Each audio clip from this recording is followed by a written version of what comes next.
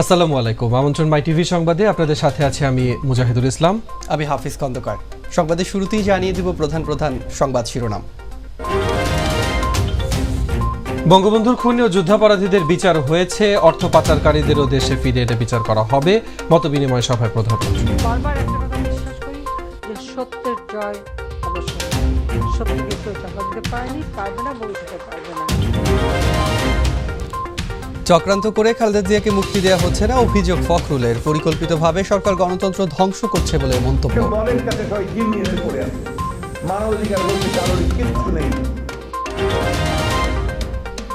সন্ত্রাস ও জঙ্গিবাদ নির্মূলে সবাইকে সরকারের পাশে থাকার আহ্বান সমর রেজাউলের। প্রধানমন্ত্রী সব সম্প্রদায়ের জন্য স্বর্ণালী অধ্যায় সৃষ্টি করেছেন। অধিকাংশ জঙ্গিরাই হচ্ছে স্বাধীনতা বিরোধী, সাম্প্রদায়িক, প্রতিক্রিয়াশীল, মৌলবাদী। রাজধানীর বাজারে এক সপ্তাহের ব্যবধানে আদা, রসুন ও পেঁয়াজের দাম বৃদ্ধি, মাছের বাজারে স্থিতিশীল।